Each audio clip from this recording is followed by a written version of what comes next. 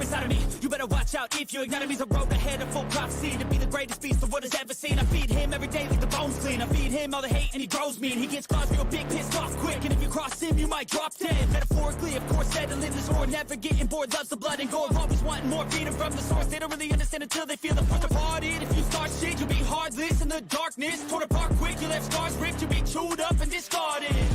And this world ain't right, won't accept it. Negative energy, I expect it. Once it's in your mind, it's infectious. So fight for your life and reject it. You better give me space, I'm protective. My adrenaline spikes when I'm threatened. And if you stay in my way, I'm aggressive. Cause when there's no exit, I'll kill when I'm desperate.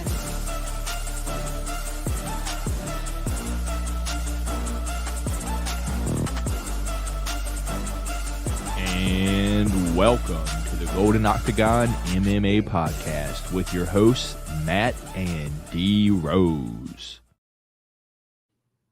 Yes, thank you all for joining us here this afternoon, roughly 12 hours removed from UFC 300. No way we were doing that recap last night. It was way too late here on the East Coast.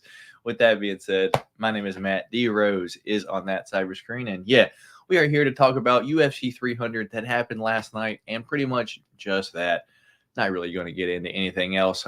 Still kind of bummed out. Not going to lie. Lost my biggest bet I've ever placed last night. But, you know, I would rather both legs lose than just one leg lose the way that Jalen Turner lost yesterday. So, yeah, we're going to talk about all that. D Rose, how have you been since last night, my guy?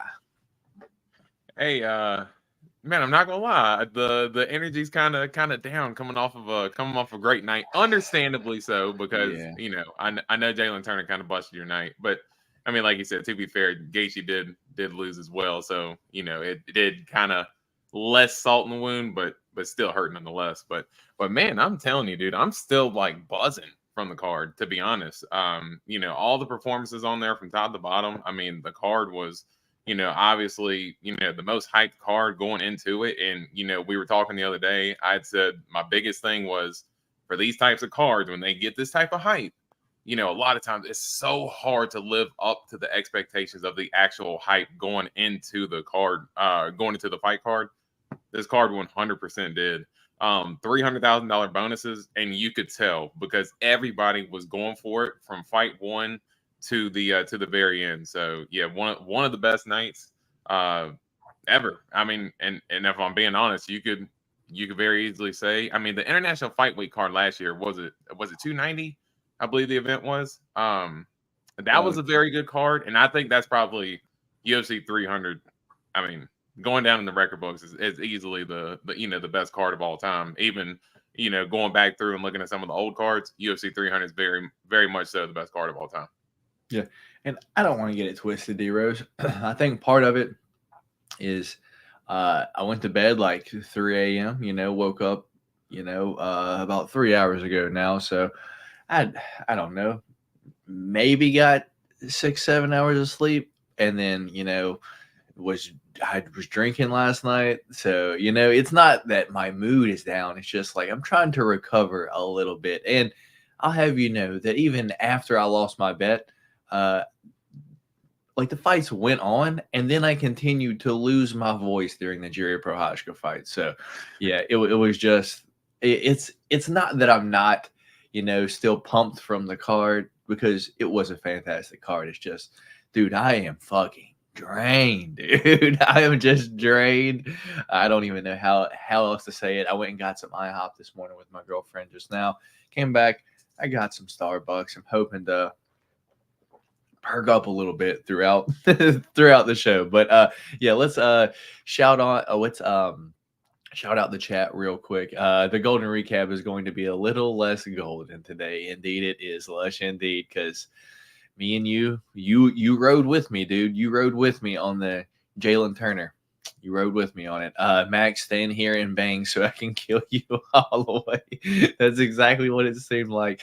PP says it's bronze. Yeah, so a bronze today. A nice shirt, D Rose. Yeah, you want to show it there? Yeah. Yes, sir. The yes, lush sir. logo. The custom from Lush coming through with the Golden Octagon. I ended up I was going to wear my Alex Pereira shirt, I'm not gonna lie, but it is I saw this in the closet and I said, you know what? It's been a little bit. Let's throw it on here for the show. I know.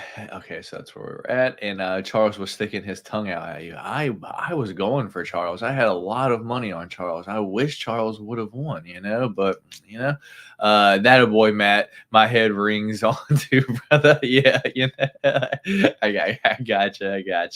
Yeah, D-Rose. So with that being said, on the podcast we usually kind of start prelims to main card, but let's just start at the main fight and just go down from there, dude. So main event of the evening, Alex Pereira, Jamal Hill, dude. And yeah, dude, Jamal Hill's attitude seemed like it continued into the octagon. Like he was like smirking at Alex, like that didn't hurt. And then Alex starts to work the body just a little bit in the first round. Like Jamal Hill lands like a nut shot. Herb Dean steps into like, hey, timeout. Alex is like, no, I'm gonna knock him out. And then just like the next punch, just a left hook, not even a clean left hook, like caught him with like his pinky and his like ring finger on like the cheek and pretty much snoozed Jamal, dude. And followed up with a few shots and then a few more, and then Herb could have stopped it at any point, but Herb was a terrible ref last night. He just let Jamal Hill probably eat just a few more extra shots that he needed to. And then Alex Pereira with dude, that was absolutely priceless. I'm glad Alex Pereira got the knockout, and just pretty much what I saw, dude. Like Jamal Hill, he's good. But do I think he's the most technical, cleanest fighter at 205? Definitely not. And he didn't fight any of the people that I would have liked to seen him fight before getting that championship fight. No Ankalaev, no Jan Blachowicz. Hell, he didn't even fight Anthony Smith, dude. Like, come on. Everyone fights Anthony Smith, but yeah, it's just, I don't know, dude. I don't know. I'm glad Alex won. Take away from the fight, and he, won the pick champ for me this week. We'll announce that here in a second. And I don't know if you want to eat your beans now or you want to eat on the next podcast, but I'll leave that up to you. We can do it today. I'll eat my beans like a man. But you know what? I will proudly do it because, man, every single time, because you watch some of your favorite fighters, and you get nervous before you watch some of your favorite fighters. And Alex he's one of my favorite fighters. I would say if I had a top 5, I wouldn't necessarily put him in the top 5, but just watching him over the time that he's been in the UFC, obviously, he's became a fan favorite. So we've seen basically his entire career, like only 4 fights we haven't seen, Yeah, no, and so everybody knows I'm a huge Izzy fan. So before every Izzy fight, I'm so nervous before a fight. I'm just every single time I watch Alex fight, bro, my heart starts skipping. My palms are sweating. I'm like if I'm sitting down, my legs are just bouncing. Like I am so nervous because that dude is so menacing when he is just standing there in the octagon across, just staring at his opponent. Like there is nothing more intimidating than watching Alex Pereira just stare at his opponent while Bruce Buffer is just introducing him, and he just has that kill look on his eyes. And just as far as the fight playing out, Jamal Hill didn't look terrible per se, and I wouldn't say that Alex didn't land a clean punch, because any Alex Pereira left hook that lands is a clean punch. It's just because he generates so much force and so much power anytime he lands that left hook. He did the same thing with Yuri. When he landed that left hook against Yuri, it wasn't even a big shot, but it's just enough just to put you down because that's how much power that dude can generate from that punch. And once he started landing those body jabs, I had one of my, Taid. So one of my buddies, I had him over last night, and I was literally laughing as Alex was doing that. And he said, "What are you laughing at?" And I said, "Man, the left hook's coming." I said, "This looks exactly like what happened to Sean Strickland. He lands the body jab a few times, He starts kind of reacting to the body jabs, either trying to counter or try to parry it, and looked exactly like Sean Strickland's setup, and it 100% was. I mean, just could not have set that left hook up any better. And yeah, for him to have the cold-blooded moment, it sounded like it hit a cup. So it I don't know if he was wearing a cup, but that hit was like, it was like loud. It was thudding. So it almost sounded like he hit a cup or something like that. But yeah, for Alex just to do and not take his eyes. He did not take his eyes off of Jamal Hill the whole time. He saw Herb coming out of his peripheral and said, "Excuse me, dog. I got business to do." And just to land that absolute kill shot the way he did, man. I mean, he's an absolute just marauder. And I can see why Herb didn't let it go a few more seconds, because a championship fight, I'm sure Jamal Hill would have probably complained in some sense and say, "Hey, you saw Hinata Moicano got knocked down earlier and y'all let it go. Give me a chance."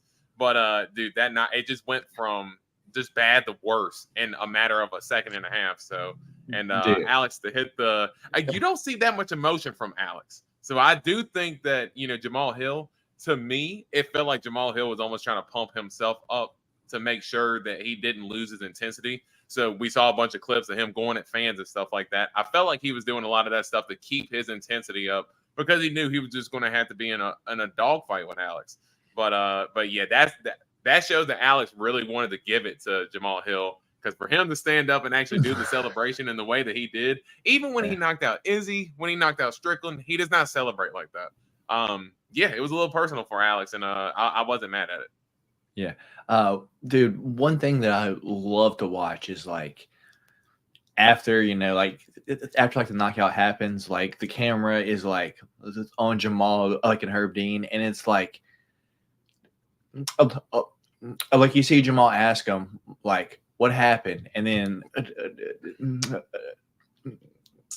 like Herb will like kind of like say something, like you see his face like, and he goes, "Out cold," and then Herb's like, "Yeah," and then it's like, so I'm guessing Herb was like, "You got knocked out," and then he was like, "Out cold," and he was like, "Yeah." I believe he asked his cornerman too. Yeah, I believe he asked his cornerman the same thing. Like, did I go out? Yeah, he's like, "Out cold." He's like, "Yeah, dude." Yeah, man. It's like, dude, and it's like, that's how it's like, dude, done. Dude, I'm so glad Alex won the championship, dude. He's slowly becoming one of my favorite fighters, as you said, dude. It's just like, how can you not love Poatan? Dude, he's just growing more and more every single fight. He's humble too. Like I saw in, I don't know what, I think it was some kind of like bullshit Instagram thing that I was like, what do you rate yourself as a fighter? Like, and he's like 7. I need improving all the time. So it's like he's humble and he knows the flaws and holes in his game, dude. I love it. Poatan, Alex Pereira. Dude, he's an animal. Anything else on this fight before we move on to co-main event? I think you're muted, Heroes. Am I? No, I was getting ready to say something. Yeah. But, okay. But no, I was letting you finish. But okay. No, just as far as you saying with Alex becoming a big fan favorite too. I think one of the more impressive things with him also generating a lot of fan pub is that the dude doesn't speak English. So a lot of times, dude, like you see, especially as Americanized as this sport is, obviously there's a bunch of different ethnicities and people who speak different languages involved.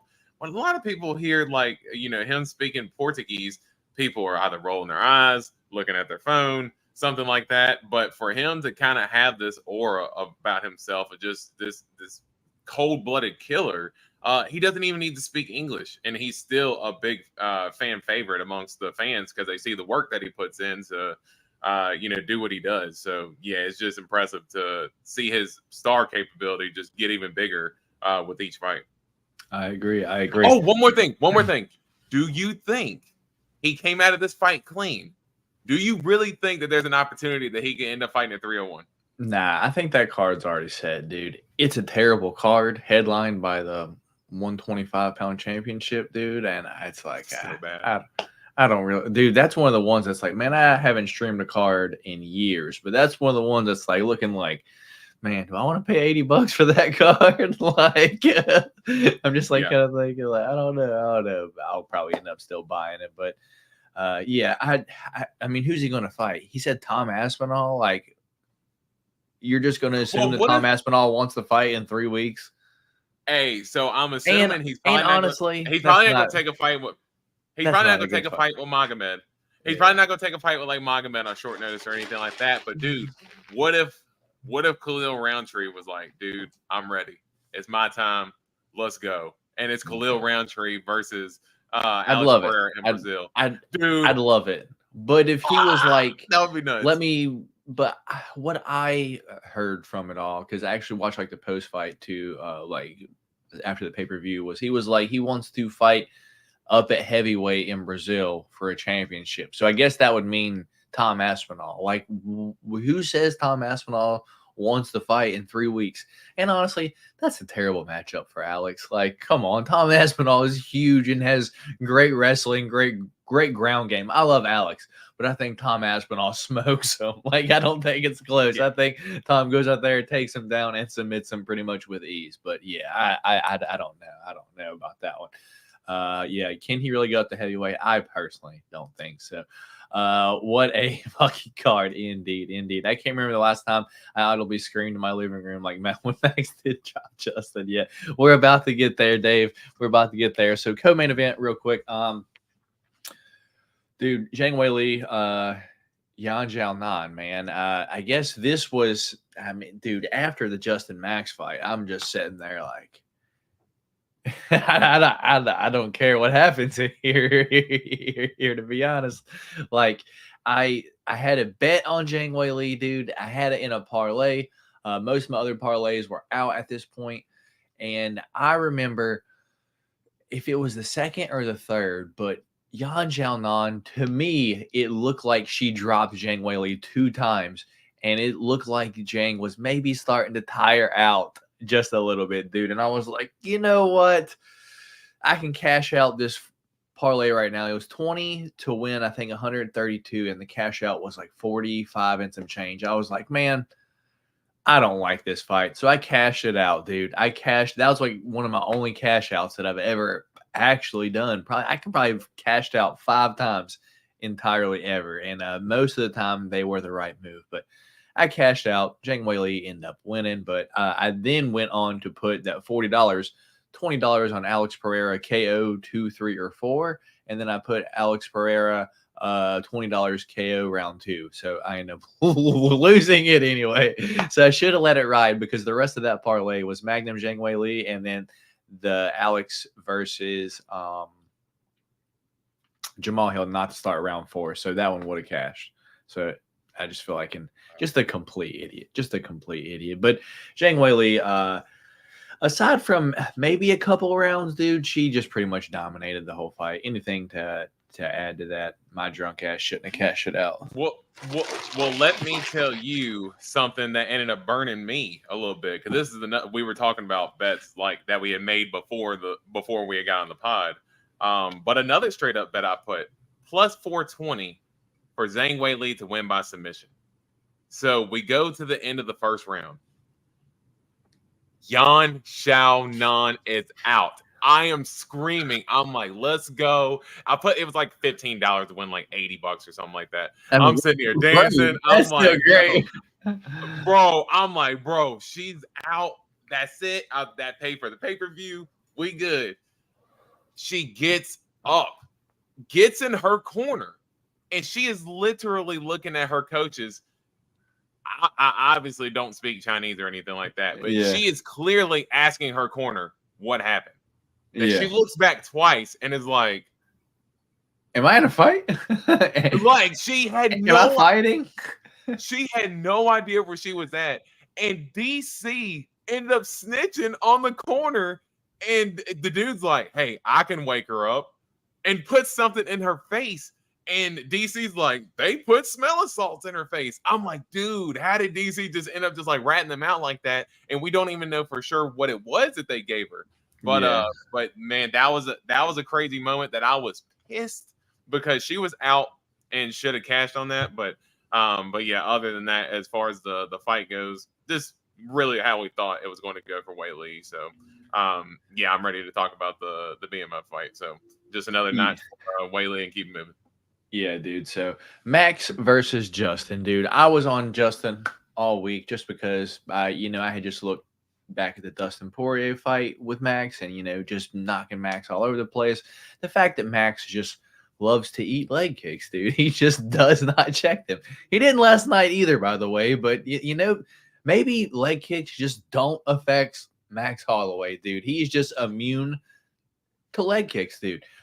Max does get dropped one time for the first time in his entire career, dude. But aside from those moments, dude, it was a beat down from Max Holloway, dude. I personally scored that 50-45. Even in the round that he got dropped in, I still think he probably won that round, dude. 50-45 if it went to the scorecard. But guess what? It didn't. With 10 seconds to go, Max Holloway points to the center of the octagon like he did with, was it Ricardo Lamas? And says, let's throw down. And then just absolutely starts winging. But the way Max has this thing about it where he thinks that, where he draws you into this, let's just swing. But he's really waits for you to swing, and it's just waiting to counter you every single time because he's taller than all of his opponents, and he can look down and look back and see when you're throwing and then just know when to it's just a split second timing, and he'll know when to counter. And then once he starts going, it's like every punch is a counter to your punch that you're not landing because of the time that they just started throwing. Dude, he times it perfectly. And dude, it's like Max landed every single punch as where Justin landed no punches. And then, dude, with 1 second left, dude, Max just lands the cleanest right hook that can land, dude, and just face plants Justin Gaethje, dude. I'm glad he hit his knee and he didn't hit the octagon first, dude. So, there's no really too much damage from also hitting the octagon too. But Jesus Christ, man. Max Holloway, if there is one in this world, Max Holloway is a bad motherfucker, dude. What's your thoughts on the BMF title, man? Max Holloway fought last night like he was playing with Max Holloway in UFC 5. Like he was the one that was spamming the spinning back kick. Like how many times, and I know we got some UFC fans. I believe some of the fans play UFC 5. How many times have you played a Max Holloway on UFC and they just keep spamming that spinning back kick just every freaking time? And it's one of the most annoying things to go against when you're facing Max on UFC. But dude, Max kept landing that spinning back kick, and he had even said, I listened to his post-fight interview, and he had said that a lot of times when Justin throws, he kind of dips, but he stays in the pocket. And he said he knew that he could time that dip with that kick. And dude, it was so impressive the way that he was able to land that back and up. Gaethje ducked into that one in the first round and absolutely got his nose smashed. Nose was broken from the very first round. Gaethje's going back in the first, going back corner at the end of the first, wiping at his nose. Trevor Whitman is begging him, please stop blowing your nose. Please stop blowing your nose. And I mean, how can you blame him? Because he literally has blood just gushing out of his nose, and that shit, he probably can't breathe with it in his nose. Mm-hmm. But in the same sense, we remember what happened to Cowboy Cerrone in the Tony Ferguson fight when his nose got smashed. He goes to blow the little blood rocket out, not a snot rocket, but a blood rocket, and his eye just swells shut after that. I know that they didn't want the same thing to happen to Justin there, but dude, yeah, Max, like you said, pitched a shutout for the most part. Do you know that actually in the stats book for that knockdown that Gaethje had in the fourth, they did not consider it a knockdown?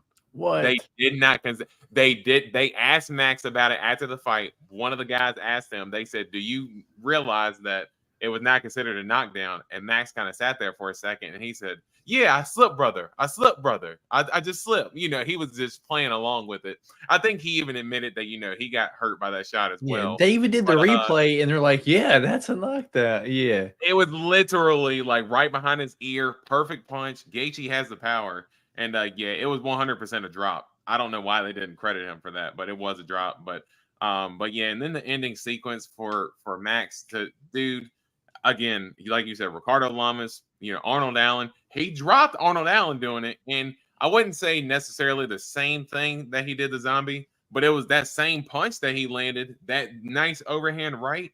Dude, Max, the last couple fights, look at the way he's knocked two dudes out falling forward for dudes who have notoriously had incredible chins. Max is really starting to find his power, and I think at 32 years old, dude, he's getting better.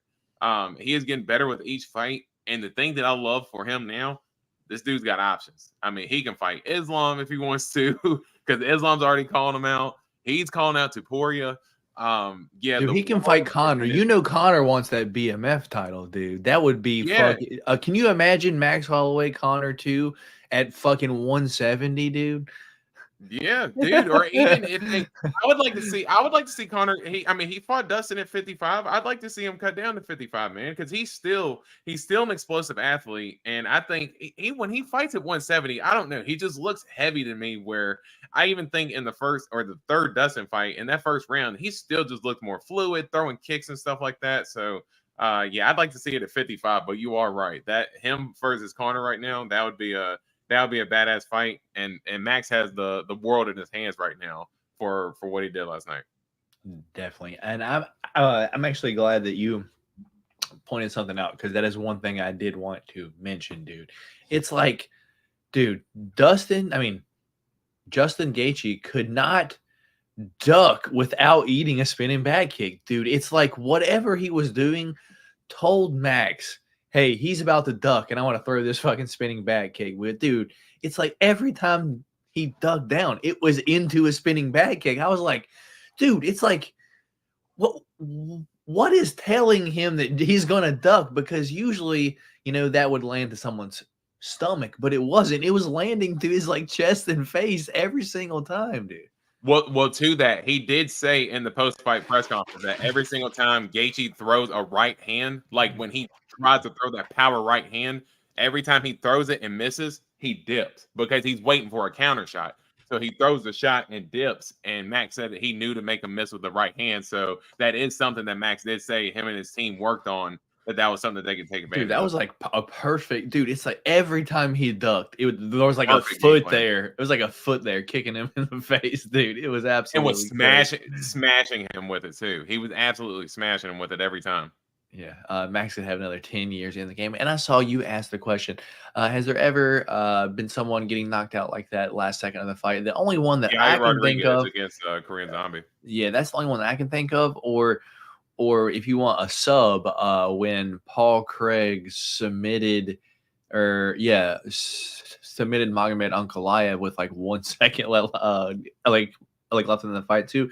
I think there was one, maybe a Grant Dawson fight where there was like 1 second left too, and like dude was going for a leg lock and he just pounded him out with like 1 second left in the fight left. Or it's for sure happening. Santos. Yeah. I remember who you're talking. It's I can't remember his first name, but it is Santos that Grant Dawson did that too. So that's a good callback. But the one that I always go back to, and maybe because it was a 5-round fight as well. And the Zombie was the Zombie and Yair one. It was just so cool because you don't see a up elbow knockout, dude. It's just like that's hard enough to do like that and do it in a fight, dude. It's like, what? Dude, I still say to this day that's the greatest knockout I've ever seen, dude. Like I was watching that fight on FS1. It is like 1 a.m. I'm like almost falling asleep because the fight wasn't that great, and for him to just dip and throw that, like I literally went from almost falling asleep to jumping out of my chair. That was one of the best knockouts ever. But I will say, when Max landed that punch, dude, the fight, I'm not going to say it didn't live up to the hype. It was a good fight. I think Dana was hyping it a little bit too much as fight of the night, because we'll talk about the fight of the night here in a little bit. Just a little bit of teaser there, from my personal opinion. But the fight was good, but it was not considered a BMF fight until Max had that moment. But dude, when he landed that right hand, my hands are on my head. I'm running through my basement. I'm like, dude, what the hell just happened? I'm like, he is the coldest dude alive, and that's why fans love Max. Yeah, I had 5K on under 5 rounds sweating. Dude, you are a monster, dude. I hope to one day to get to the confidence of betting fights where I could bet $5,000 on a fight, dude. Shit, I gotta go watch those. Yeah, I had that fight going the distance. Max cost me money, but it was an awesome KO. I agree, Tim. I agree, brother. Big Boy versus Overeem. Yeah, that was like 1 second left too. Like fucking Jairzinho Rosenstruck versus Alistair Overeem when he like split his lip open with like 1 second left of the fight, and then Herb called it. I think it was like it was the fifth round too. It was like yeah, it was the fifth round, but I think it might have been like 10 seconds left because everybody was like, "Why did he not jump on him?" But then you look at because I think it was Dan Mergliata. You look at Overeem's lip, and everybody's like, "Oh, that's why he stopped it because his lip is literally about to fall off."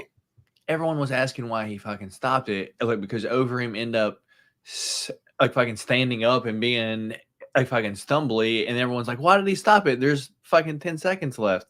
But it was like his fucking shit was so fucked up. Yeah, well, because Biggie Boy is walking off, pounding his chest. He did the Jalen Turner, but then you end up looking at Overeem's face, and you can absolutely understand what Dan Mergliata was seeing there when he stopped it. Yeah, indeed. So with that being said, dude, let's move to Charles Oliveira, Arman Tsarukyan. I am wearing my Charles Oliveira shirt, dude. Illuminated, my God. I do love me some Charles Oliveira, dude. That fight, dude, I don't care if you picked Arman Tsarukyan to win or not. You had to have been like, oh shit, at the end of the first and the end of the third round, dude. Because the end of the first, dude, he had Arman in like a triangle arm bar. He could have choked him out or broke his arm with like 4 seconds left. I was like, oh, come on, Charles. And then I was like, fuck, dude. If there would have been 8 more seconds, dude, I think Charles would have won in the first round. And then, unfortunately, it didn't happen. Round 2 was an absolute wrestle fest. Dude, Arman just, everyone's like, his ground and pound so good. But it's like, fuck, dude, he can be boring as all hell, too. And then in the third round, more wrestling, but Charles realizes he has to go for it. He's throwing strikes. He's throwing subs. And I would guess probably 20 seconds left in the fight. He locks up a Darce, sticks out his tongue like, I got it. And I was like, yeah, come on. And then the bell rings and Arman stands up. I'm like, fuck, dude, I was so pissed off. I wanted Charles to win so bad, man. Yeah, just a bummer. I guess I'm just not impressed by Arman, man. It's like, I think he still loses to Islam if that's the fight that he gets next, dude. Yeah, I guess I'm just not truly impressed. But yeah, just a bummer for me. What's your thoughts on this fight? Yeah, another dog that I placed a bet on straight up was Charles Oliveira. I tried to see if he would come through for me, just like he did in the well, I didn't bet the fight, but he came through as the dog against Benny Dariush in his last fight. I was like, man, he still got that power. And for me, I mean, honestly, when he went to the ground with Arman in the first round, after the leg kick, I was screaming because I was like, dude, I was glad that he had the top control and was able to kind of, do some work with some ground and pound there for a little bit before Arman switched position. But I was like, dude, Charles, please keep it standing. You have the power. He's been hurt. Like, you land that big right hand, he's going to go down. And there were a couple of times where Charles landed big right hands and popped Arman a couple of times that made Arman kind of reset and everything. But I mean, Arman did look good in the second round. I will give him credit because believe me, I was getting bored by it too. But I will give Arman credit. And dude, when he starts letting loose those elbows and when he's sitting in the guard position or that full guard, dude, he is ruthless when he starts winging those elbows. Ended up splitting Charles real good. He had the platinum blood hair going on there for a second, but and then there in the third round, I was screaming for when Charles started reversing the position. Instead of going for the submission, I'm like, stand up and swing with him because you will land a big shot. Because I felt like there in the third round, it was up for anybody to win. And I think with Arman, when he stood up immediately as soon as the fight was over and kind of stood up, I think that kind of confirmed for the judges that he did just enough with the control to win the third round there. So good fight. Good win for Arman. I will give him credit for that. I don't necessarily think obviously he's not getting the title shot next. Dustin is, but yeah, I don't know if that's a performance that's going to necessarily be title worthy unless they just need a main event filled for that October Abu Dhabi card, and they're just like, screw it, we'll just put Arman on there anyway. But not necessarily a title worthy performance, but a good win though. Did you see Arman punch the guy? Like walking out, dude. Didn't he grab him though? The dude grabbed him though, didn't he? Also, and then on the other side, a dude fucking grabbed Charles like Oliveira and like fucking pulled him back too. It's like, dude, imagine paying, dude, UFC 300 tickets, dude, for those exact seats right there, dude, had to have been $8-9 grand a piece, dude. Imagine pulling a fighter's arm, getting kicked out of the event. That like the fight is off now because you're dumb ass, dude. People need to respect people's boundaries, dude. Like, imagine you're walking into work and some fucking homeless dude starts pulling on your arm, dude. You're like, what the fuck's happening? Like, somebody get this guy. That's kind of what it's like, dude. It's just I actually like how nonchalant he was about it. How he just kind of like just winged over with like, whoosh, and it was just, it just kind of just like kept walking as if like nothing happened. Like that actually made me, because I was obviously cheering for Charles, but once I saw Arman do that, that actually made me laugh a lot. Yeah, we got Lush saying, I think Charles won personally. Me too. I had Arman and Searshub win the first and third, maybe threatening more. I think Charles won the first. Arman for sure won the second. And the third was up in the air. And I think it all depends on the judging. What do you like? Do you count subs the same as, you're piecing someone up or not? Like, so yeah, it all depends on the judge there. Yo, boys, what a card. Indeed it was, Austin. Dana wasn't impressed either and gave Islam to DP. Charles and Cater burned me. Me too, Dave. Me too. Fluffy is going to eat Bo's lunch. Oh, yeah, that's another we're going to talk about. Connor versus Chandler at 170. Yeah.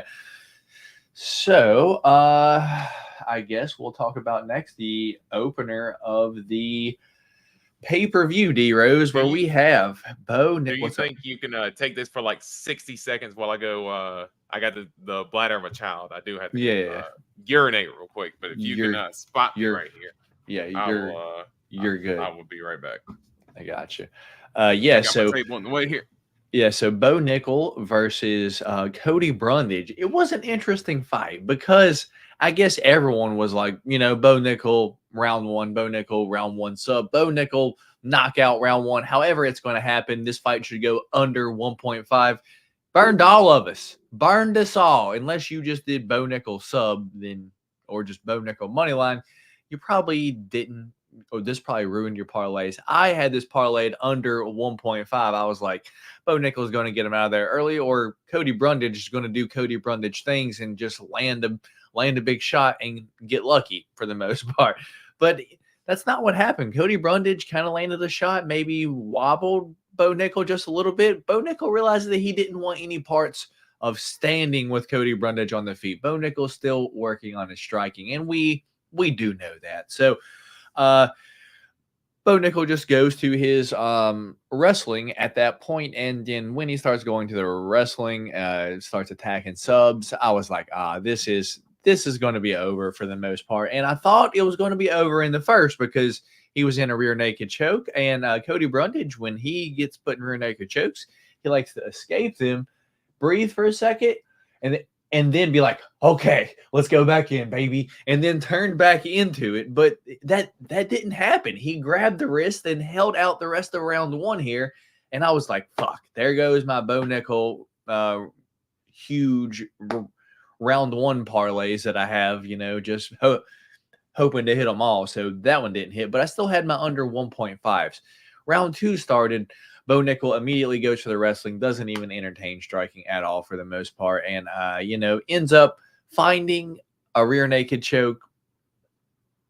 The end of round two, it does go over a round and a half, so it busted all my under 1.5. So just like D-Rose said, don't bet a Cody Brundage fight. He's going to find some way to burn you somehow, even if what you think happens ends up happening. It's just he's going to find a way to burn you somehow. And yeah, dude, still longest Bo Nickal fight ever. What's your thoughts on this fight, D Rose? And also, he was calling for Khamzat a whole lot before this fight, dude. After seeing Bo Nickal versus Cody Brundage, dude, could you imagine what Khamzat would have done to Bo Nickal if, like, all right, you want him, let's fucking book it, dude. It's like, Jesus Christ, dude. Could you imagine what Khamzat would have done to Cody Brundage in his, like, first fight in the UFC? And then, like, that's who Bo Nickal was calling for, dude. It's like, whew, boy, you got some time. You got some time. And then he calls out Anthony Fluffy Hernandez afterwards, or Roman Kapilov, either one of those. Anyway, what's your thoughts on that, brother? Yeah, my number one rule: do not bet a Cody Brundage fight. You know, for the guys who did, I mean, if you hit on it, you know, congratulations to you. You are one of the very few who have ever hit any type of bet in a Cody Brundage fight, because he will burn you every single time, no matter what type of way you try to bet it. But yeah, I'm with Chris Ritter there. Yeah, I think, dude, if he gets fluffy, the way his cardio is, and he's got good wrestling himself, yeah, I mean, even when Roman Kapilov was kind of hurting him, was able to get top position on him, you know, he was able to reverse position, and we saw obviously what he did against Adolfo Vieira. So yeah, fluffy 100% is not a good fight for Bo Nickal. I think yeah, fluffy would, I'm not gonna say have his way with him, but that's definitely the toughest fight of Bo Nickal's career. But yeah, I mean, you know, kind of went the way that we thought it would. I think really it was just kind of a little bit, you know, a longer drawn out process, obviously. You know, Cody Brundage did look good. He kind of, you know, stuffed his takedowns there for a little bit. I think it was in the first round where he had that one where he just kind of threw Bo Nickal off of him, and he was kind of, you know, celebrating, and then Bo Nickal went right back in for another takedown and got it immediately thereafter. So, but yeah, Bo Nickal, there's obviously a lot of work that he's going to have to do with the striking, because I mean, he's got decent power, as we've seen in the Val Woodburn fight, but man, I just think that there are going to be opportunities where if he's going to fight some type of wrestlers like a Cody Brundage, I mean, Cody Brundage threw him off of him, you know, a couple of times when he went for those takedowns. Obviously, Bo Nickal's a wrestler, going to keep going for him, but man, I think there's going to be a point in time where someone's going to end up testing him on the feet, and it's going to be something that he's just going to have to develop. But like you said, he's going to have a lot of time. What is he, 27, 28 years old? 5-0 right now. And I think the UFC is kind of doing a good job of kind of, you know, properly matchmaking him right now. I think Cody Brundage was a good enough test for him to kind of see where he was at, and was still able to finish him fairly easily once he was able to get it to the ground. So, you know, good fight for Bo. And yeah, just got a lot of work to do right now. Doesn't need to be trying to call out any top 20 fighters at the moment. Just kind of rack up wins and kind of, you know, start getting better skills in other fights. Yeah, I just don't know who you can match him up with right now, dude, because if Cody Brundage was a tough matchup, like, you're going to have to start calling back up, you know, the fucking Josh Frims. You know, we might get Jamie Pickett versus Bo Nickal too, dude, because it's like, nah, not Jamie Pickett, man. Come on. But I mean, you get what I'm saying, though. Like, that level is like what he can beat right now, dude. So it's like, damn, dude, it's gonna be tough, dude. We better not see him minus 5,000 against anyone currently in the UFC in his fucking next fight. I'll tell you that much. If he was that big of a favorite against Cody Brundage, and that's what the fight looked like, dude, I don't know. Anyway, Peloton saying, whenever I fight him, I will stand him knocking out. You definitely will, Peloton, without a doubt. That's Alex Pereira in our chat there. It for sure should have been on the prelims, Tim. I agree. Is Bo Nickal the best ginger fighter in UFC? Nah, I would probably go with Steamroll at Matt Favola. Hell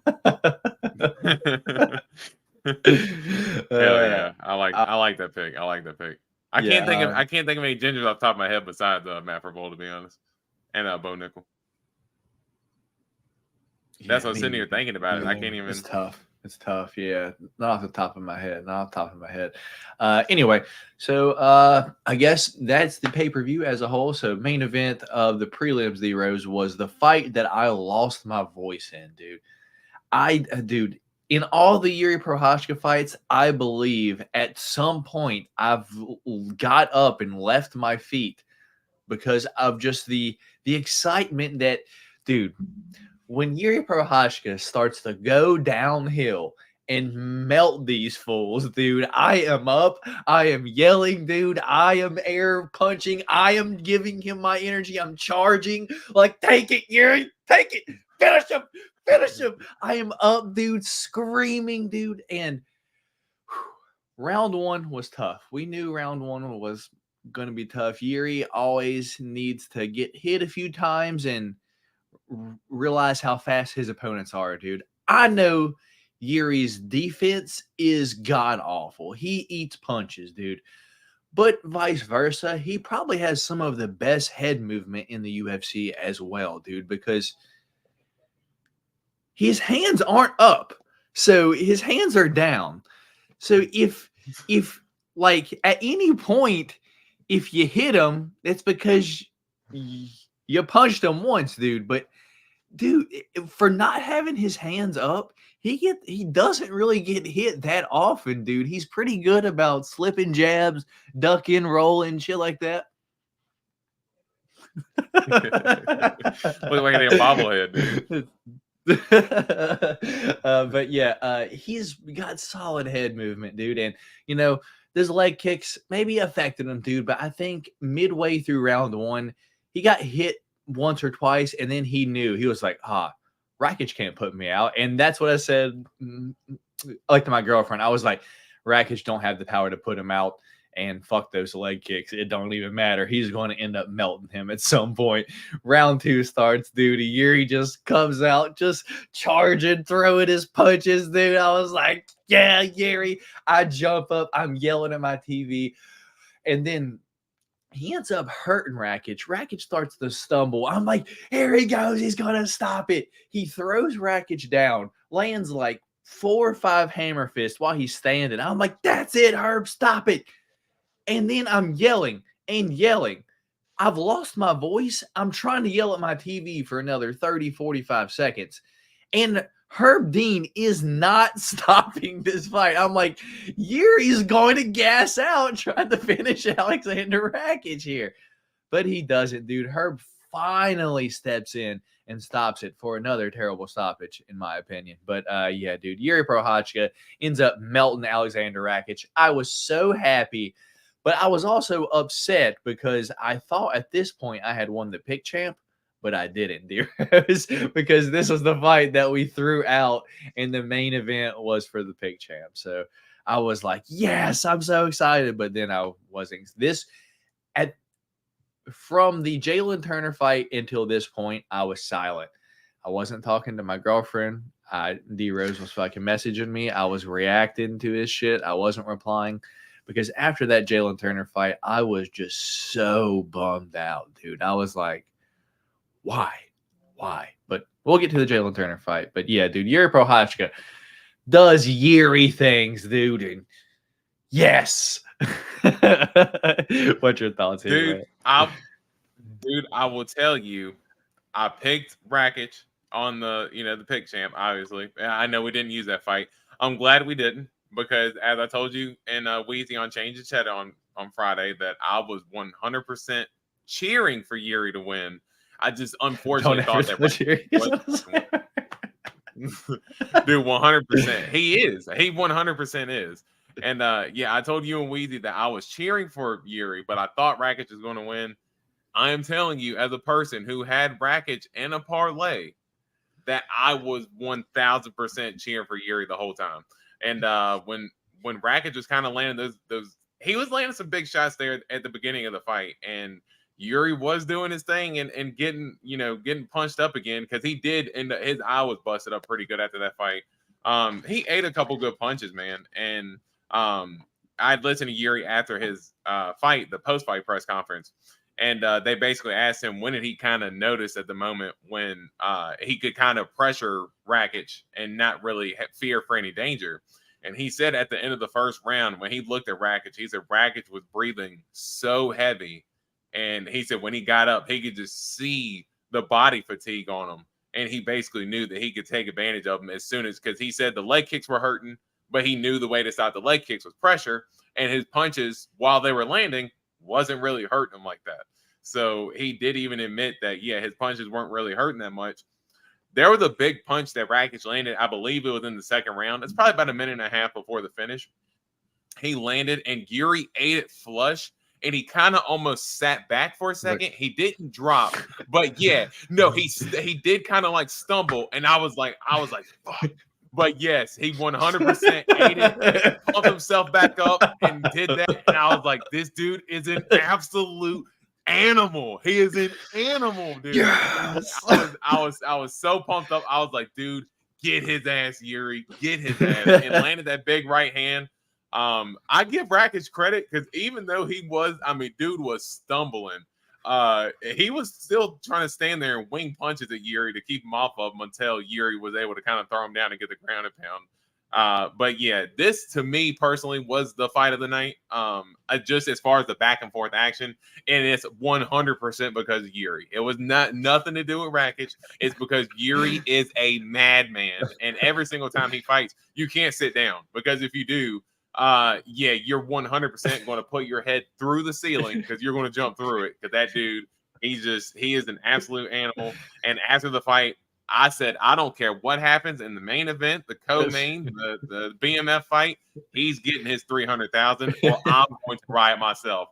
Yuri deserved that $300,000 bonus, and I'm so glad he got it, man. He deserved it. Absolutely crazy. Yeah, dude, I need to see what was it Kayla Harrison, Holly Holm after this? Yeah, Kayla Harrison, Holly Holm. All right, dude. Yeah, this dude, this is probably the fight that I was. Or was it Aljo? Yeah, it was Aljo and Kattar. Aljo Kattar. I was pretty high on. Here, let's get these real quick. Literally screamed my favorite fighter 3 times. Yuri, Max, and Alex couldn't ask for better finishes. Indeed, all nice ones. Brandon, Yuri has some classic comebacks. This for clever, yeah, dude. Anyway, so Aljo, Calvin Kattar, dude. So I had bet Calvin Kattar just because, I thought he was going to have the cleaner striking up at 145. Aljo was moving up to 145, and I just thought it was probably not the best matchup. Calvin Kattar has like 90% takedown defense. He was going to stop Aljo's takedowns, which he did stop a lot of, but the funk master, as they call him, dude, just doing weird things, getting Calvin Kattar down. He would grab him, like wrap his leg around his leg, tie up his ankle, and then just fall. And it's like, you're going to fall, or you're going to land on top of him, or you're going to land on the bottom of him. Even if you land on top, Aljo was good enough about getting to the back and shit. Dude, this fight was boring as absolute fuck, dude. This fight sucked. Set up the next fight perfectly, dude, because I was so ready to see some excitement after this boring ass shit, dude.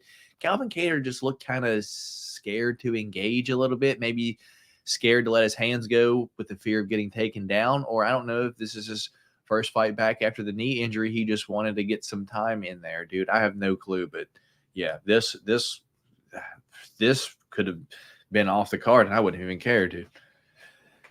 Yeah, it definitely, in terms of the style wise, it probably was the worst fight of the night. But I will say, just for as far as Aljo, I did think the win was good for him to kind of move up a weight class, take on a guy who, as you said, 90% takedown defense. My biggest question going into it for Kattar's side was, yes, he has 90% takedown defense, but who is he really defending the takedowns against that are really, this high potent, takedown threats? Like Dan Ige, Josh Emmett never uses his wrestling anymore, even though he's considered to be a great wrestler. He got taken down by Zabit a couple times, and Zabit is a good wrestler. But he hasn't really faced anybody who has that type of grappling like Aljo does.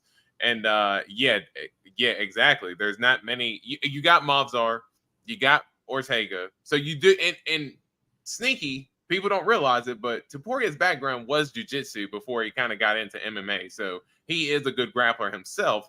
But just in terms of, are they loaded with the grapplers like up at 155? No. And even at 135, there isn't. So I do think there's a chance for Aljo to come in here and kind of have some success in the division, just because, as you said, the Funk Master with his awkward style. I'll give Aljo credit. There in the first round, dude, there was a couple of times where he actually landed some big punches on Kattar, which it actually like ended up surprising me for a second that Aljo was even comfortable exchanging with Kattar, just considering we know how much of a good counter striker Kattar was. There was a couple of times where Aljo landed some good punches up top.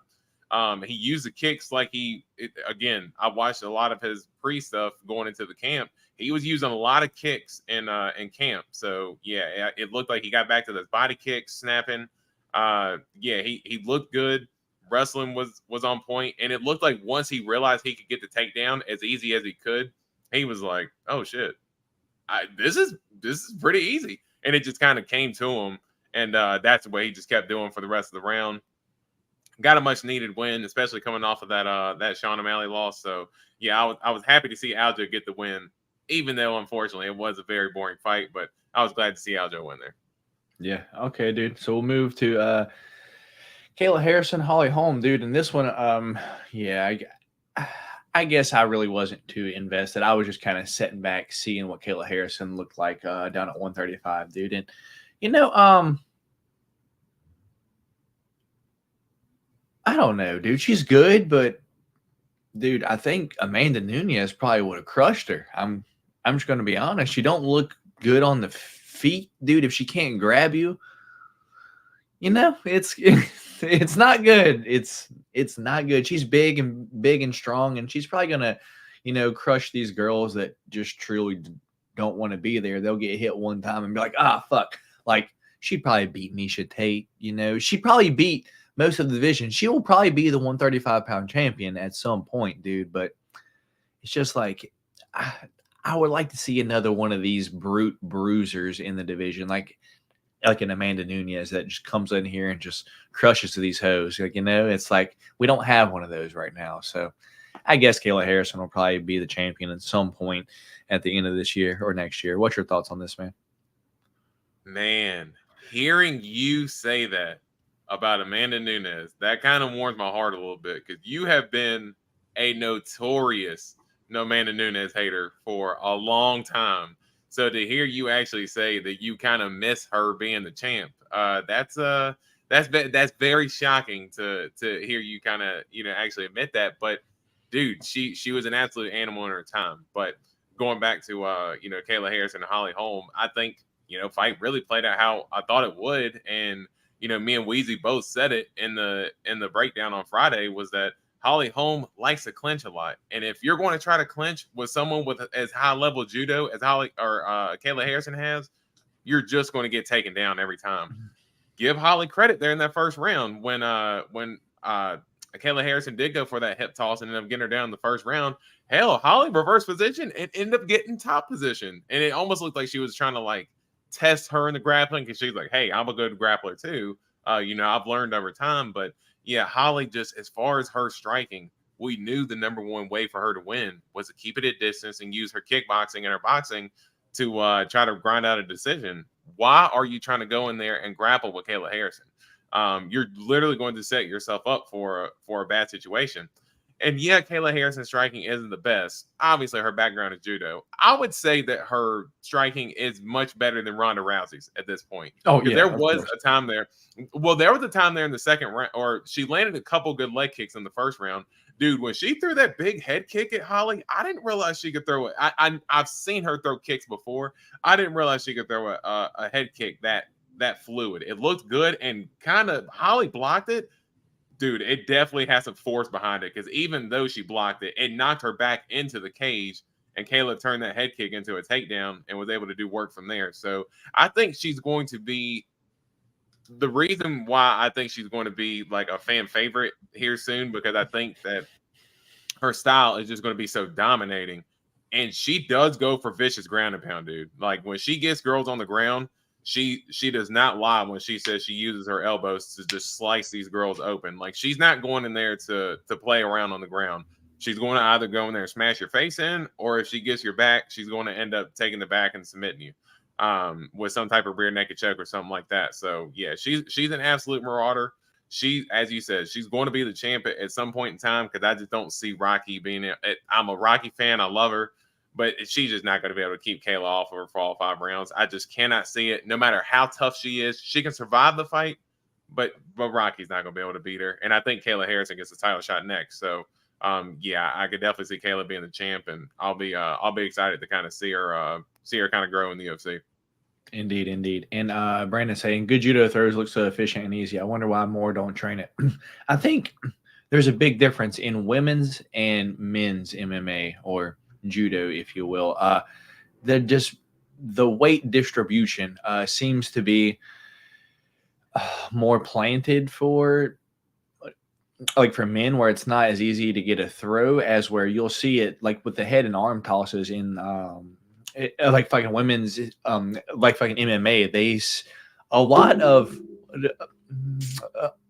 like women seem to be top heavy, where they're easily able to be thrown over, as where like it doesn't work with men for some reason. Like the head and arm throws and like throws, they just don't seem to work with like men as well as women. So that's just what I've kind of taken away from it, but I could be wrong. She weight bullied an old lady. Indeed, she did. Kayla would absolutely crush Pennington. Interesting. Women's judo does dominate. Yeah. Yeah, so here we go. Diego Lopes and Sadiq Yusuff. Hell yeah, dude. I had my Diego Lopes shirt on all night, and dude, after the Yuri fight, I was like, dude, shirts are fucking 2-2 for the night. Like, hell yeah. Let Charles Oliveira win, and we would have undefeated shirt night for the podcast. But unfortunately, that didn't happen. But Diego Lopes, dude, that rocket ship is strapped on his back, dude, and he is fucking blasting off, dude. Crushes Sadiq Yusuff via knockout in the first round, dude. Had him with the clinch, hit him with the over, and then the up, dude, just clobbering Sadiq Yusuff, knocks him down. Sadiq ends up getting up and then just get hit with the same thing, dude. Gets knocked down again and just ground and pounded, dude. Diego Lopes is an absolute animal, but a polite animal. Then asked for permission to jump the cage to go over to talk to Dana White and shake his hand, dude. I love me some Diego Lopes, dude. He said he wants Movsar next. A little bit early for that. Let's have some fun with the rest of the division, and then maybe if you have the title or Movsar has the title, maybe number one contender match, then we can do the second one, dude. But I don't care who Diego Lopes fights next, dude. I am so excited and ready for it. What's your thoughts on Sadiq Yusuff, Diego Lopes, man? Yeah, one of the guys who is slowly, as you see on the thumbnail, I have that hair every time because, man, I am an absolute Diego Lopes fan. I'm all in. I've already got some Diego Lopes shirts ordered, going to be coming in soon. So yeah, I am 100% in on Diego Lopes experiment right now. The dude is just, as you said it, and that's the exact message I sent you last night. Diego Lopes is an absolute animal. Like that dude, his striking doesn't even look that crisp or that clean, but it's just like, dude, he must have like unbelievable power, because the way that he hurt Pat Sabatini, it's almost like the BSD type. Like, it's just a fuck whatever you got. Here's what I got.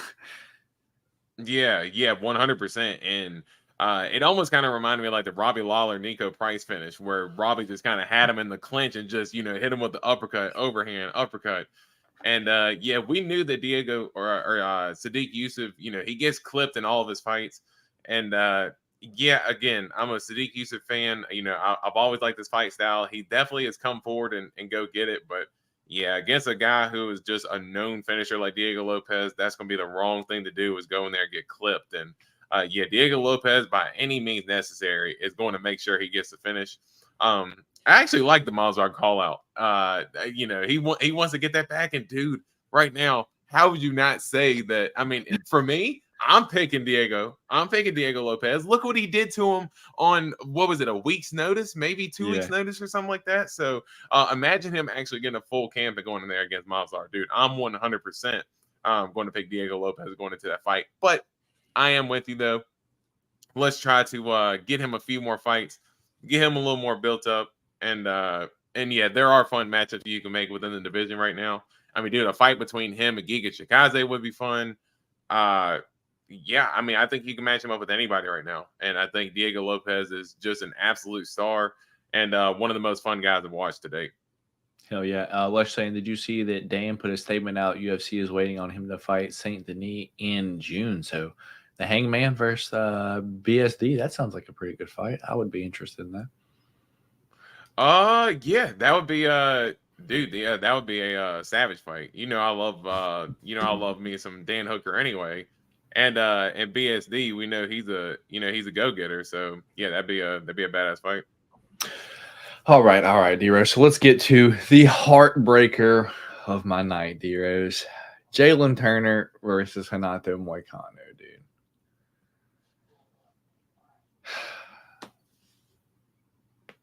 Dude, Jalen Turner hurts Renato Moicano with the first body kick that he throws, dude. The first one that he throws. I know if you ask Renato Moicano, he's like, fucking body kick. I didn't get hurt by a body kick. Hey, Renato, if you didn't remember, you also got fucking dropped and your head smacked the octagon too. And that wasn't a body shot. So let's just forget that. But so anyway, let me get to this fight, dude. Jalen Turner is absolutely piecing up Renato Moicano in the first round, dude, and just looks good. He gets taken down, and I'm like, shit, here we go. But survives and finds his way. And as I said in the breakdown, dude, he's good about not getting his back taken. Finds his way, puts his back on the fence, gets his way up, and then at the end of the first round, the commentators were like, "This could be a close round. Can Jalen steal it?" Because he hurt Renato in the early parts of the round with the body shot, but then he ended up getting taken down and controlled. Can he steal this round? And then he fucking drops Renato Moicano, falls back, head smacks the ground. Jalen's like, "Okay, cool," and walks off. I guess trying to get that walk-off $300,000 bonus. Herb Dean being Herb Dean, and what Herb Dean does whenever anyone tries to have like a walk-off like fucking KO, dude, go back and just watch Sean Woodson, Luis Saldana, dude. Help me out here, fucking D-Rose. When just the times where like they try to have like a walk-off like fucking KO, and then he's like, hey, the fight's still on, even though one person's on the ground like this, and the other person is just has their back turned, fucking walking away. It's like, come on, Herb. Do they really need to take the extra damage?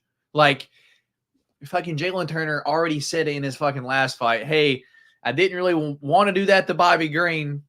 Yeah, I think he was trying to not have to do that again in this fight. But it burned him, dude. It fucking burned him. It's just, there we go. Silva versus Bisping as well, dude. Like, fucking Herb Dean, dude. It's like, stop the goddamn fights, Herb. Dominic Cruz literally yelled, stop the fight to Herb Dean. And he just, dude, it's like Herb Dean used to be, quote unquote, the gold standard for fucking reffing, dude. But it's like, dude, I feel like the more he's a ref now, he just lets this shit go on just a little bit too much.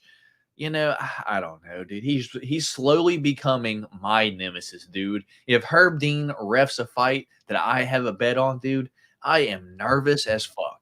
Herb Dean is my Cody Brundage to D-Rose. Like, I just like, fuck, he's in here. I guess we'll see what happens, dude. Yeah, Jalen Turner burns me, dude. Round 2 starts. Yeah, he gets taken down. And then here's the thing. Herb Dean don't stop it when Jalen Turner flatlines Renato Moicano. But when Jalen Turner is covered up, getting punched in the arms, Herb Dean's like, hey, whoa, too much damage. Too much fucking damage. We got to call this shit. Whoa. Yeah, so I don't know. Renato Moicano, round 2, TKO, dude. Burns, the biggest bet I have ever made. I had $300 on Jalen Turner, Justin Gaethje, 2-leg parlay, but I would rather them both lose than, Justin Gaethje win and then Jalen Turner lose like this. So, it is what it is. That's what I get for betting on a fist fight, dude. Anything can happen at the end of the night. So, got to be prepared to lose that. But, I'm not. It is what it is, dude. It is what it is. Anyway, what's your thoughts on this fight, man? Man, I am, and I know you're going to go down the comments here. I'm 100% with Lush. Dude, I think you got to have more venom for Jalen Turner than Herb Dean in this instance, man. I mean, we've seen the type of finisher that Jalen Turner is. I mean, we saw in the Jamie Malarkey fight when he had him up against the fence and was just piecing him up to no end against the fence until they came in and stopped it. Did the same thing against Bobby Green. I mean, dude, it's 10 seconds left in the round and you dropped Renato Moicano. The reason why I don't think Herb Dean stopped it is because, credit to Moicano, as soon as he got hit, he did not give it a second before he stood right back up. I think he got woke up when his head hit the ground. Yeah, I know. But the thing is, if he's starting to get up and Jalen Turner follows through with one more clean uppercut as Renato Moicano's getting up, he's probably putting his lights out. Like, he's probably going to put his lights out. And then he could try to get the walk-off KO. I heard Renato Moicano after the fight say that he believes, and after he said it, I kind of believed it, that he didn't think that Jalen Turner wanted to keep going to the ground, and he was worried about the Renato Moicano jiu-jitsu. Because to me, it did seem like that once Renato Moicano, while he wasn't as great with the takedown, sort of like how I said, once he got the takedown, man, he was good with control. And another reason why I picked Renato Moicano is because we go back to that RDA fight, man. 3 days notice, all this, cut down to 155 after he was drinking beer and eating pizza, as he says. And, dude, we seen how bad RDA was beating him from pillar to post. Dude, Renato Moicano had no quit in that fight. Even after the fight, after RDA had dropped him a couple times, blood pouring down his face, he's pushing the doctors off of him. Renato Moicano is otherworldly tough. And I heard Dan Hooker and Izzy do the breakdown on this card. And Dan Hooker had said something that David Adesanya had asked him. He had said, hey, what is the thing that you think helps you be able to come back against Jalen Turner? And Dan Hooker said that he knew Jalen Turner had power, so it was hard to get within his range. But once he realized in the second round that Jalen Turner does not like to get punched in the face, he knew if he was able to kind of walk through the damage that he could just keep repeatedly putting damage on Jalen Turner and he could make him crumple. So I knew if Renato Moicano was able to withstand that early storm that Jalen Turner can put on you, that Renato Moicano is tough, man, and he could put it on you late. And, dude, it was one punch specifically. Jalen Turner was shelled up like this. Moicano got through with one clean one, and as soon as he did, Jalen Turner 100% quit. Like, he got hit with one of them, covered up his face, and just turned. That was the reason why Herb Dean stopped the fight, because once he landed that punch, Jalen Turner had no sense in wanting to get up. He just literally rolled to his stomach and was like, take me out of here. I felt like the pressure just ended up getting to him, and he ended up, I'm not going to say he quit, but I think Renato Moicano just put the pressure on him and made him fold. Yeah, so that's why I picked Renato Moicano, and it was a savage win from him. And again, about the money. We about the money. Yeah, Renato Moicano slowly becoming another one of those dudes that, yeah, I'm definitely going to start cheering for him in more of his fights in the future. Yeah, man. I just feel dumb, dude. Feel dumb. I mean, good fight, but, it is what it is, dude. One that I am a fan of is Pata Estaca, Jessica Andrade with the win over Marina Rodriguez, dude. I don't know what happened to Marina Rodriguez's leg in the first round, dude, but I just feel like it got lumped up. Andrade was able to basically steal the end of every round because Marina would start off good, and then it would almost look like she would fade at the end of every single round, and Andrade would just come forward, maybe land 3 or 4 hooks at the end of every single round and just clearly win the round that she didn't already have the fucking grappling control advantage of. And when she was on the ground, she's good about landing strikes while she's on the ground too. So I'm glad Jessica Andrade gets the win over Marina Rodriguez, dude. And we get to see Tatiana Suarez versus Zhang Weili and not some boring ass Marina Rodriguez against Zhang Weili, dude. Because that I'm calling it now. That fight would be ass. Well, I think Wei Li will probably just do exactly what she did to Yan Xiaonan, and just we see the whole of Marina Rodriguez's game as far as the takedowns go. She can defend them pretty well, but when she gets taken down, it's almost like she just doesn't have an answer to be able to get up. And yeah, she was just getting her leg chopped up, dude. I mean, Andrade is coming out with brutal leg kicks there. I mean, and she was going for, both sides of the leg too. She was going left leg and right leg. Was attacking that lead leg of Marina Rodriguez. Had Rodriguez switching stances a couple times. I still thought Rodriguez was the more technical striker, and I thought she won round 2 and 3. But of course, I had a bet on her, and I had her in the pick champ as well. So I might have been a little bit biased, but yeah, I think there at the end of the second round, especially was I thought Marina Rodriguez was winning the whole round cleanly, but yeah, she landed one of those leg kicks, and Marina Rodriguez got backed up against the fence. And once she got backed up against the fence, and it was like her footwork just went away. Jessica Andrade was just landing bombs. I thought at first that she was going to finish Rodriguez. Jessica Andrade was never in a boring fight. It was a slower fight, but I don't think it was necessarily a boring fight. But yeah, when Jessica Andrade has somebody against the fence and she's winging hooks like that, dude, she's so dangerous, and she's just so fun to watch when she's locked in the way she is, and just kind of using her pure brutality just to walk through these chicks at times. So a good win for her. I'm glad to see Andrade kind of fight a little bit smarter. She wasn't taking nearly as clean of punches as she normally does in some of her fights. So it looked like maybe, I know in that second Rose fight, she said she was working on her head movement. But then you go back to her last few fights, and you can say, well, yeah, your head movement hasn't been too great, because look at Yan Xiaonan and other strikers like that have been able to put her out pretty quick. But yeah, it looked like she got back to that head movement, was able to block a lot of Rodriguez's really big shots, and was able to deliver the power shots to get the dub.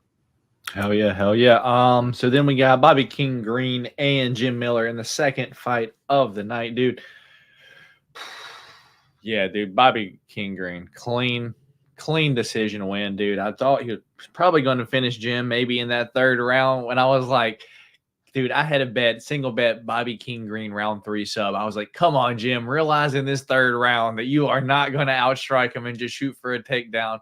Let Bobby sync up this fucking guillotine, or end up on top with the arm triangle. I was like, come on. But it just didn't happen, dude. Bobby King Green just snipes Jim Miller. In the third round, dude, I feel like Jim may have hit Bobby a couple times and maybe had him, or I'm not, dude, I don't even know what fucking round it was. But at one point, I feel like Jim maybe hurt Bobby just a little bit near the end of the fight, and maybe close to getting him out of there. But yeah, aside from that, dude, just easy dub for Bobby King Green. Breaks the winning streak for Jim Miller. Won at 100, won at 200, and lost at 300. Said he has no plans to retire, though. What's your thoughts on this fight? I mean, he looked good. I think you're talking about I think there was a moment in the first round, because Jim Miller definitely won the first round. There was a moment in that round where it did look like he had rocked Bobby Green early on, but yeah, that was kind of what I was thinking going into the fight, was that typically Jim Miller, if he does not get the guys who have good footwork and good boxing out of there early, man, he typically does end up eating a lot of damage, and that's 100% what he did. So I thought it was 1-1 going into that third round, and it really came down to really who was able to obviously establish their game. And man, Bobby Green just it almost reminded me of that Fiziev third round that Bobby Green had against him, because it was like he knew that he was going to have to win that third round to win that fight. He absolutely put it on Jim Miller.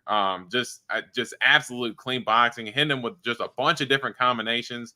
That kind of leaned back, and he steps in with that left hand and kind of slips underneath, and then he'll throw a couple more shots, switch stance, and that's why I love watching Bobby Green fight, man, because it's like a very awkward style. Not a lot of dudes have that kind of step in, hands down type style. I would say the closest thing to MVP as far as kind of having the hands down and being able to dart in. But Bobby Green's a little bit more willing to stand in the pocket and trade, and got cleaner boxing than MVP does.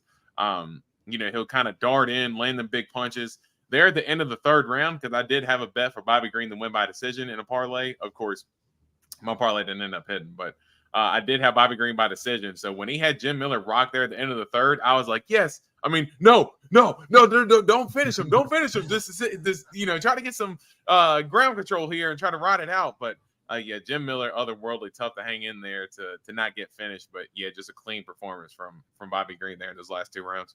Yeah, man. I prefer Jim Miller to be the UFC level competition can crusher. Can you beat Jim Miller to get into the UFC? The gatekeeper. Yeah. Yeah, the gatekeeper, man. 100%. Wait, Lush saying, man, I just realized the buyback is available now. I have 5 Hill base and only 2 Pereira base.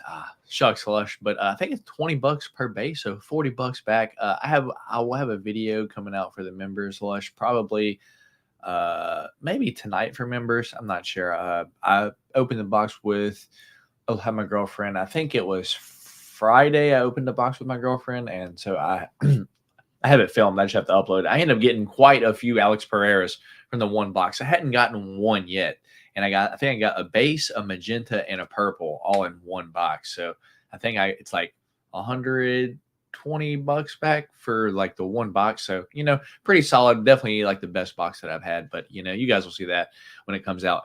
All right, D-Rose. First fight of the night: Figgy versus Cody Garbrandt. Yeah, I thought Figgy was probably going to knock out Cody, but yeah, dude, Cody looks like his defense is improved. I don't see him getting hit clean. He still got cracked a few times, but it looks like maybe his defense is actually improved. But anyway, this gets to the second round, and at some point, Figgy finds the way to Cody's back and ends up choking him out. Dude, I think I had just gotten up to go grab something to drink because I was like, he's on the ground. I'd like, let me go grab something real quick. And she's like, he's choking him. And I come back and I see him tap. I was like, well, what even happened? But yeah, Figgy chokes out Deiveson Figueiredo. Round 2, 4-0-2 in the second round. What's your thoughts on this fight, man? Yeah, of course I was going for Cody in this fight. And that was one of the things I had mentioned was that Cody's defense has gotten a lot better and he's not necessarily in that brawler mentality anymore. And honestly, Wheezy 1000% nailed as far as how the fight would go on the feet about the low volume counter strike type. That's exactly how the fight went in that first round. It was just them kind of waiting for what up, Papa Chuck. Yeah, it was 100% them just waiting for counter strikes off of one another.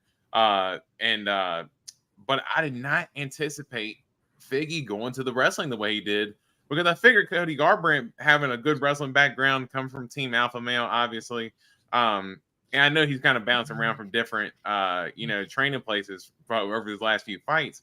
But with him having the wrestling background the way he does, I was like, yeah, I think he'll end up being okay in the wrestling exchanges. But no, man, Figgy, I mean, even coming up from flyweight, dude, he is just that just goes to show how strong he is and how good his positioning is and stuff like that.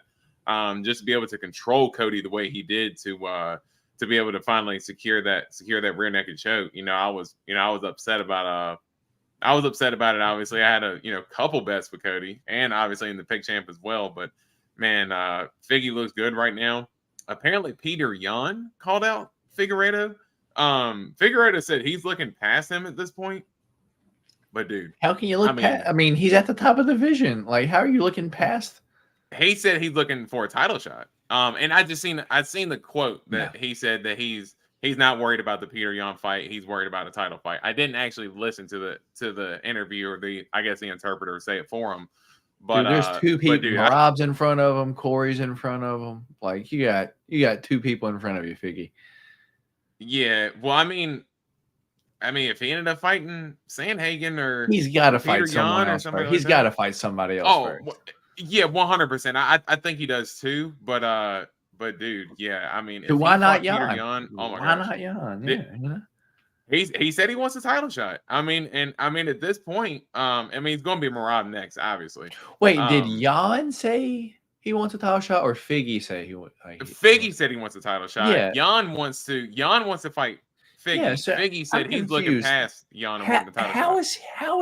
How does he expect a title shot over winning against Cody Garbrandt? Come on, Figgy. Like, You have a former champ, and you have to beat somebody. You have to beat someone in the top 5. You have to beat someone in the top 5.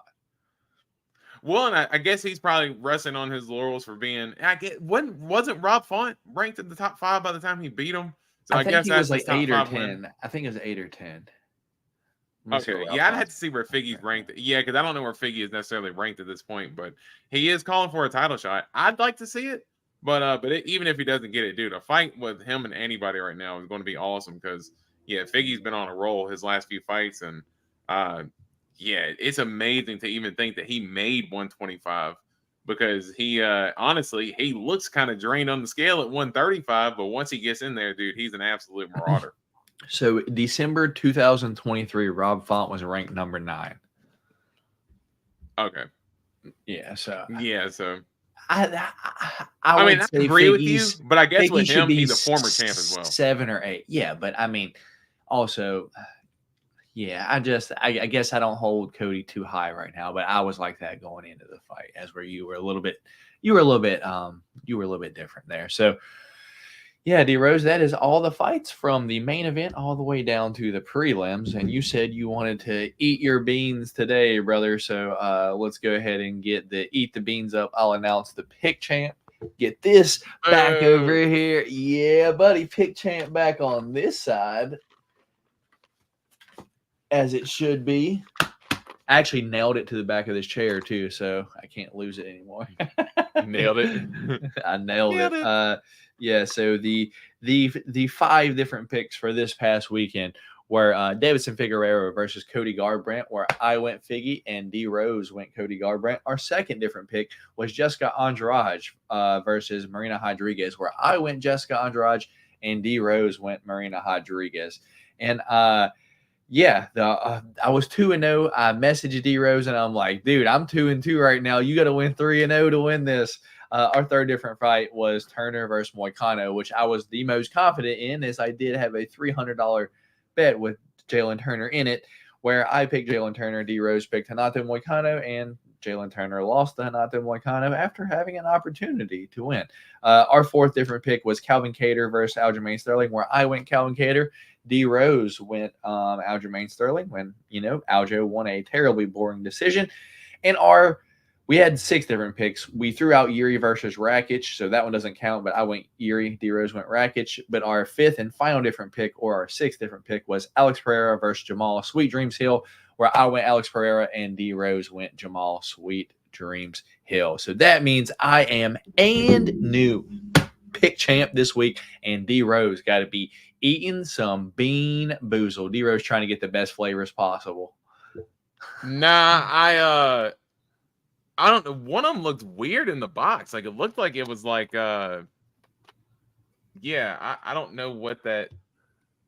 I don't know. It looks almost like somebody tried to chew on it or something like that. So I wouldn't be surprised if one of your daughters bit it and was like, ew, I don't want that one, and then put it back. That's 100% what it looked like. So I was like, yeah, I'm not eating that one. So yeah, I'm definitely throwing that one out the box.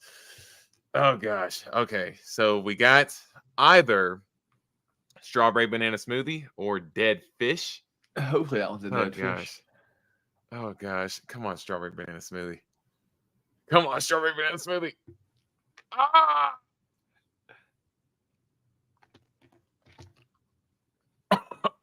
That one's a dead fish for D Rose. Let's full straight up. Oh gosh. I got a napkin over. Yeah. Oh gosh.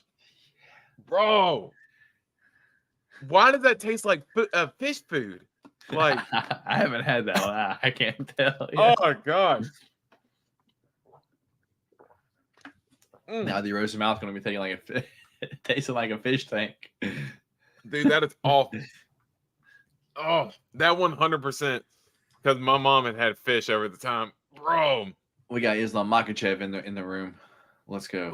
Let's go, dude. You gonna watch me eat some beans? Well, one down. Only one more. I said it bad. And I'm not gonna lie, I'm actually sweating this one a little bit because I hope it's a good flavor, but it's either going to be peach or barf. Dude, barf is not good one. Barf's not a good one. I've had that one. If dead fish was that bad, oh gosh. Because I still got to taste the dead fish in my mouth. So, dude, come on, bean gods, you got to come through for me here.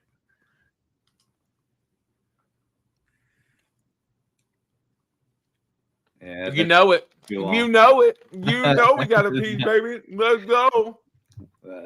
Hell yeah, good save. Good dude. That dead fish is awful. Like that awful. Well, worse than the dirty dishwater? No, dirty dishwater. Still number one. But I think I had I had the stink bug at one point in time too. Yeah, that. No, I had the fucking stink bug last week. Like, oh yeah, that's right. That's what it was. Like it tasted like someone squirted the stink bug. Oh goodness. But yeah, I was like, that. Wow, that bar, that's pretty bad. But this dirty dishwater is still number one at this point. Matt cheering is too funny. Well, Lush, because he goes on these streaks of getting no bad beans. He'll get like he'll get clean sweeped and get 3 good beans. So when he gets a bad bean, I have to cheer, Lush. I have to see him react to having a bad bean. I might have gone through most of the good ones at this point. I think I'm starting to hit more. I'm starting to more consistently hit the bad ones now. I'm starting to notice that. So I might have to switch up the box here. I'm still on the first box, D-Rose. I want to know how I have 3 sealed boxes. 1 box, and every week I get at least 1 bad bean. Like I actually, my family has came and actually I have 1 box that's actually upstairs that they've actually eaten at it. Like I had my niece eating at them the other day, but I actually have 1 was per your request to open up a different box, but I have 3 different ones down here, and they are all they have all been opened at some point in time. So as you see here. As you see here, I know, Beangate. So there's no way that we could tell. D-Rose could have easily opened up all the boxes now, switched them out, and just be faking reactions. That is what he does. That is what he does. So even if it's a bad bean, it ain't. All you have to do, D-Rose, go to any of your store, get literally Jelly Belly. Is that the same color? Jelly Belly jelly beans. Yes, they are. They're the same color. And switch them out. No, not the spots on them that they have. You don't get regular jelly beans with like these types of weird different spots on them to where you can tell that this one is either going to be Tutti Frutti or Stinky Socks. Nope, they probably have it in the bag where it's just Tutti Frutti. And it's that color, and it's just Tutti Frutti. Dude. Dude, if they had that, I ain't gonna lie. Yeah, we know what D-Rose has done. I might consider doing that. We know what D-Rose has done at this point. All the bean boxes are opened. For what? We don't know. We don't know why. I only have 1 opened. D-Rose just opened up all of them. Let me switch all these out. Let me switch all of them out. It was per your request to open one of them because you don't get any bad beans. So I literally had to open one of the boxes live on the podcast. And look at Lush. We can't, but D-Rose can. That's crazy. How dare you question my integrity? Goodness. It's so funny. It's a running joke at this point. That D-Rose, Beangate, the D, and the D stands for dishonest. That's my favorite comment ever from Austin. How dare you guys? That is dirty. Can't believe that. Oh, it's so funny. Deer's like, I mean, these nasty ass beans, and they don't even believe me. Hell no, dude. Why would I eat a bean that tastes like freaking dish soap and literally like this rinsed out dish soap and dishwater? Like, yeah, no, absolutely not. Anyway, UFC 300 lived up to the hype. I'm concerned that Justin Gaethje might have permanent damage and will never be the same. BMF, yeah, dude. That fight was just good as a whole, dude. For sure. Yuri versus Alexander Rakic and Max versus Justin were definitely 2 of my highlights of the night, dude. And, you know, it just is what it is. And just the way it ended with just Alex just just presenting to you the finisher of UFC 300 on a platter to us, dude. Fantastic card. I have no gripes about how the night went, even though I've lost more money than I've ever lost than any night of UFC betting. I still had a fantastic night. Fantastic card. And yeah, dude, can't wait for UFC 400 in 2032 now, according to John Anik. Hell yeah, John Anik already got me hyped for the card. How are they going to top this one? We'll see. But this one, it's going to be a hard card to top for a very long time, and we're seeing that in UFC 301 next month. Yeah, dude. I'm like looking at UFC 301 like it's an Apex fight night. I'm like, oh, what is this shit? I don't want this. Yeah. He takes the bad beans better. He does indeed. Say, man, we are not doing $400 for 400. No, no, that's not smart. As that will be the last time I bet that amount on the numbered pay-per-view. I can't do it. Yeah, I tried it and I lost. Got to try something else now. All right, D-Rose, I'm not going to hold you up anymore. It's Sunday, dude. You're off of work. You got time off with your family and stuff like that. So I'm not going to hold you up, man. I got some wheels that I got off of Facebook Marketplace that have been spray painted black that I have aircraft paint remover that I need to go take off so I can put these wheels on my new truck. But yeah. With that being said, we appreciate all you guys for stopping by here this afternoon, hanging out with us, recapping UFC 300. If y'all haven't already, hit a thumbs up button for your boys. And yeah, I will be here tomorrow night for the Monday recap, giving you my betting recap. We'll go through the UFC fight game, see if anyone won that. I don't think there was any winners, though, for this week. But yeah, D-Rose, no podcast Wednesday, dude. We got a week off and a much needed week off. Yeah, 100%. I think after a card like this weekend, it's going to be kind of hard to follow it up. And as you said, 12 straight weeks. The UFC's been at it, and we appreciate all the content. But yeah, after a weekend like we need a full week of cigarette breaks just to try to recover from what was UFC 300. So yeah, as much as we complain about some of these cards, man, the UFC 100% delivered, and yeah, one of the best nights to remember for a long time. Indeed, man. So yeah, one more time, with that being said, appreciate all you guys for stopping by here today to hang out with us. Me and D-Rose will be back here, not this upcoming Wednesday, but the following Wednesday. I think after tomorrow, I'm going to try to take the entire time off until the podcast. So I'm going to try to take a full, 10 days off. I already have card videos recorded so I can upload it. So you guys will not be missing out content here on the channel. But yeah, your boy needs to take 10 days off or so. No UFC events. And yeah, hopefully by the time we get back, I'll be refreshed, rocking, ready to go. Because yeah, as the Rose said, 12 weekends in a row. Yeah, it's kind of a long, drawn out thing. And we've won some weekends, we've lost some weekends, but I'm ready to just relax for a week, take a break, and, refuel until our next UFC event. So with that being said, me and D-Rose are going to get out of here. I'll catch you guys tomorrow night, and then we'll catch you guys in 2 weeks for the Golden Octagon MMA podcast for probably a UFC Vegas card, Apex card. Yeah, D-Rose.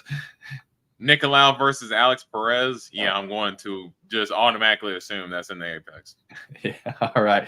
We'll catch y'all next Wednesday. You'll catch me tomorrow night, though. With that being said, we'll catch y'all later. My name is Matt D-Rose on that side of the screen. This has been the Golden Octagon UFC 300 post-fight recap.